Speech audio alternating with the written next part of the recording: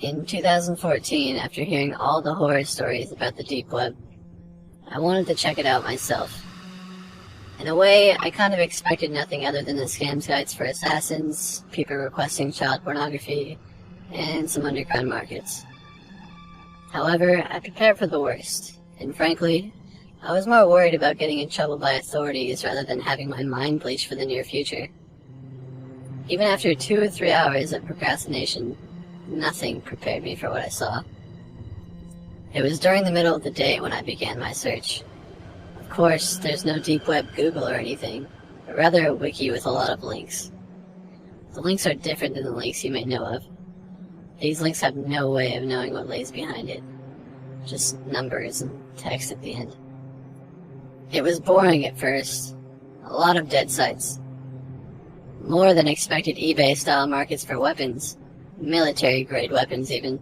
Services, and of course, drugs. I came across a chat room where I saw a darker side of people I never thought was possible. So many people that were mentally ill, threatening others, requesting child pornography. It was truly disgusting. 2 hours later, I came across one site that ended my little adventure in the wastes of human consciousness. A cult site, perhaps, with little info other than an email address and some religious mumbo-jumbo. However, there was a video embedded in the site's homepage. Like a naive child, I clicked it without a care in the world. The video was shot with a crappy video camera. Perhaps it was shot in the early to mid-2000s. It was a man with a mask and a knife. As quickly as that scene showed, another presented itself. He was cutting something in similar fashion to a butcher shop. It was then and there I realized the body was bipedal and without fur. It was a human being. He was violently cutting at the legs, followed by the screams of this person. A new scene showed the decapitation of the head. Another shot of the man with the mask, followed by a picture of a church with a weird symbol. This was a cult recruiting website. It was followed by more bodies being cut up and hung in ways more gruesome than you may expect. Shortly after, I turned my computer off and I stayed off it for quite some time. This was my first and last visit to the deep web. I have never contemplated going back since. Number 2. I'm a computer technician by profession. I work for a company that is contracted by local businesses and private consumers to set up internet connections, install software, and repair any sort of computer problems that they can come up with. So naturally, I get all kinds of crazy stories and problems that these people can come up with. I swear, some of these people just don't know how to work a computer, even in this day and age. Anyway, one day I get a call from a local business complaining that their internet is acting up and that they must have a virus. So I shake my head, thinking that someone must have unplugged a network cable or downloaded a Trojan horse accidentally. Get up and drive over to the business to address the problem. As soon as I arrive, the man who called me immediately spots me and starts going on and on about hackers and how much he hates Microsoft Windows and how many viruses it creates and all that nonsense that I usually receive when addressing business problems. He leads me to his computer and I pull out my laptop and sit down in front of it and begin to work. He tells me good luck and walks away to go do whatever it is he does in his downtime. I open up the browser he uses. Internet Explorer to no surprise. And it opens up a blank page. He doesn't even have a home page. So I try connecting to Google.com. 404 error. Alright, well I know that Google.com definitely exists, so there's a problem with his internet connection. I open his network and sharing center to see if he has a built-in troubleshooter to diagnose the problem. But I give myself a well-deserved facepalm when I see that he isn't connected to any network at all. So I search for networks and find a few wireless connections for him to connect to. They're all web encrypted, and I'm almost positive that he doesn't know the key. So I break out my laptop and run a web cracking tool to get his computer up and running again. As I'm waiting for my tool to find the web key, another network suddenly shows up on my computer.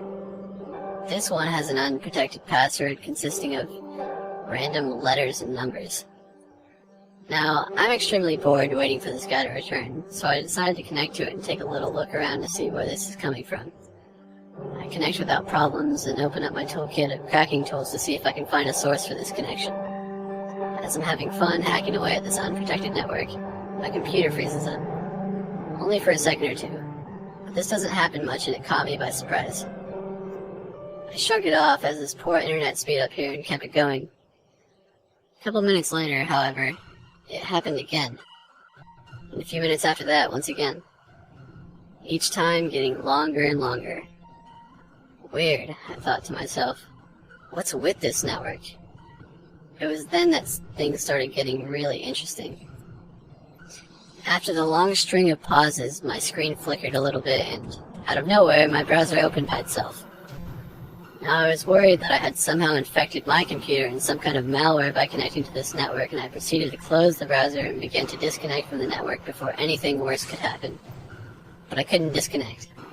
No matter how many times I clicked the little disconnect button, my computer didn't respond, despite everything else on my computer screen running fine. Fuck, I thought to myself. This is gonna be a long day. And just as I was about to hit the power button on my laptop to perform a hard reset, my browser opened again. This time with a little chat box opening. "Hello," it said. I stared at the screen for a couple seconds, not quite knowing what was going on. "I want to talk to you." Now, I had heard about these AI programs that have all these programmed responses to simulate a conversation with people, and I was not impressed. This was one nasty virus. "You need to leave this network now. This is your last warning."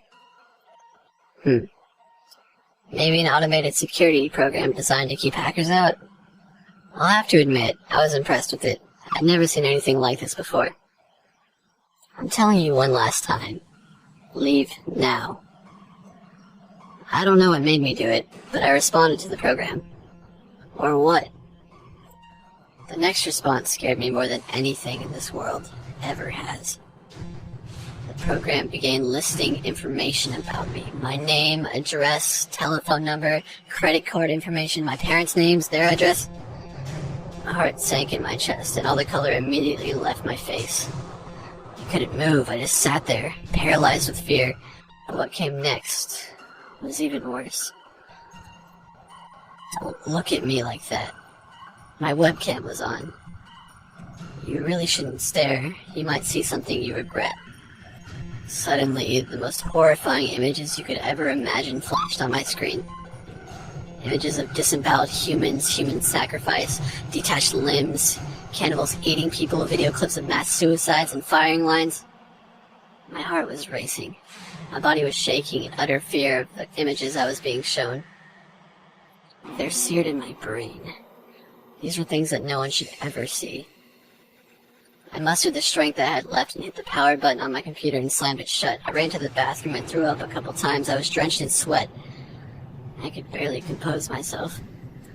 It took me about 20 minutes to go back to my computer, and even then, I had a hard time getting near it. I looked over at my client's computer and it was connected to the wireless network I was cracking earlier. It was working fine now. Just then my client returned and thanked me for fixing his internet. I didn't say anything. I just grabbed my laptop and left. Number 3. So I decided to visit the deep web. The dark web. Whatever the fuck it's called, you know what I'm talking about. The internet's lowest circle of hell. The place where pathologies abound, where pedophiles and drug dealers rub elbows with arms merchants and killers for hire. My purpose? Call it morbid curiosity. I was looking for the most extreme content I could find. I consider myself a student of the human condition and am fascinated by man's darker urges, his apparent hatred of himself. I wanted to measure the depths of his depravity and see what I could find. Knowledge for its own sake, or something. I come from a wealthy family and have never known want. Money was never a problem for me. I figured I would have to pay for my curiosity and load it up on a web cache and Bitcoin. Several $1,000s worth. I won't detail the directions to this dark web. If you have the desire, it only takes a little bit of research. You'll also want to use a throwaway computer unless you're a little tech savvy. I was burned more than a few times, but I anticipated as much. After 2 weeks of searching and being continuously ripped off, I finally came across something pretty interesting. I was looking for the so-called Red Rooms, and after some exchanges with a certain someone on a certain message board, I was provided with a link to a live stream. He assured me it was genuine and unlike anything I had ever seen. I have no doubt it was real. If you saw it, you would know. It cost me a mere $500. The camera displayed a room about the size of a large bedroom. Mulch covered the floor. What appeared to be a giant rock took up one corner. Opposite this was a kid's swimming pool filled with water. I couldn't even imagine what was about to take place. Suddenly, a portion of the ceiling disappeared, and a girl, upside down, was lowered into the room. She was suspended by the feet from what looked like giant forceps. Her hands were bound behind her back and tape covered her mouth. She looked to be about 20 years old, maybe younger. Needless to say, she was terrified. Nothing happened for a few seconds. Then, from under the rock, a head appeared. It was a snake. An anaconda, I believe. Slowly, very slowly, he emerged from his hide, forked tongue tasting the air. The girl's eyes bulged from her head with the most profound terror I've ever seen. The snake continued his creeping advance. He was fucking huge. He had to be at least 30 feet long. His face rose to within inches of her, tongue darting in and out. He loomed above her, all coiled aggression. Mercifully, she fainted. Whatever was holding the forceps began to shake the girl, like someone dangling a toy in front of a cat. The snake's head pulled back slightly, tongue still flickering.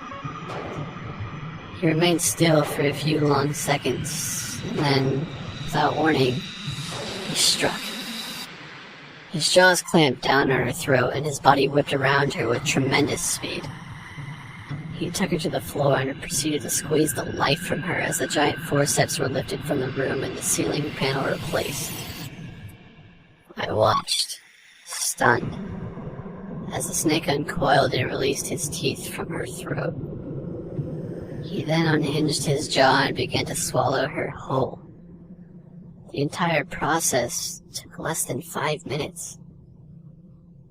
It was all bought and paid for by me. See you in hell, I guess. Number 4. I'm posting this through a proxy, so don't even think about getting cute and trying to find me. I've got enough trouble with people trying to find me as it is. It all started a few months ago when I found a good source of amphetamines on a deep web marketplace I won't name. I live in a town so small and bland that even the local high school kids don't bother selling drugs. It's boring as sin here, which is one of the reasons I started ordering speed online in the first place. I was always very cautious. I tumbled my bitcoins carefully and ensured that every transaction was very well encrypted. Yes, before you even ask, the proxies I used were fully configured and trustworthy ones. It wasn't the technology that failed me at all, actually. It was a single mistake in judgment. To a single trusted seller, I gave my real physical address. At first, I was only getting small packages for my personal use, so it was easy to have them delivered to the house of an old woman who lives nearby. Her live-in nurse consistently checked the mail very late in the day, so there was never much of an issue in retrieving the speed before it was noticed. But my habit grew, and I began to introduce my close friends to the drug. So eventually I contacted my seller about ordering much larger quantities, enough for me to sell locally. We began to work like business partners in a supply chain, and I was placing substantial orders regularly. The drugs came originally in a small padded envelope, but now it would have to be shipped in a larger cardboard box. The envelopes always fit easily inside a mailbox, but a box like this would have to be delivered to the front door. I couldn't have the mailman walking up to a stranger's driveway to ring the doorbell, so I requested that the drugs start being sent directly to me. I knew by this point that the seller was a legitimate and reliable source, so trusting him with my address just seemed safer than the alternative. We had become something like casual friends at this point, and began to do the same things together, like visit the same deep web communities and chat if we were both online. My seller was wickedly funny sometimes, and really seemed to be a nice guy. I guess that's part of why I trusted them. But then again, it's not his fault about what happened. Recently, though, I got a totally unsatisfactory shipment. The pressed pills looked right at first, but tasted like bitter flour and were far too brittle. They produced no high at all. I had been stiffed. And when I checked the marketplace, I found that my seller's accounts had been closed out. He left no messages to explain it. I assumed that he had just ripped me off, but it also didn't seem like something he would do. I wondered if I had misjudged him. Yesterday, I noticed that one of his accounts was actively posting on one of the small community forums that we both visited together. I contacted him immediately in a private message and asked whether he knew that his last batch was complete bunk. It took about 25 minutes before I got any response, but suddenly the messages began pouring in. It started with this: "The person you're trying to contact has passed away. Sorry. He's such a homebody. Nobody has knocked on his door the whole time I've been here. 3 whole weeks with no visitors. Isn't that funny?" I'm almost done eating him. I wasted very little soft tissue. He had almost no food in the house when I killed him, so I didn't even need to clear out the fridge to store his meat. I haven't even needed to take out the trash yet. Isn't that sort of funny? I've been poking around his computer too. Going through his files is like solving a big puzzle cube. But I'm making progress. I wrote back and accused him of taking a weird joke too far. I told him that he at least owed me an explanation for the last shipment. His response: "They're bone meal. You never smelled bone meal?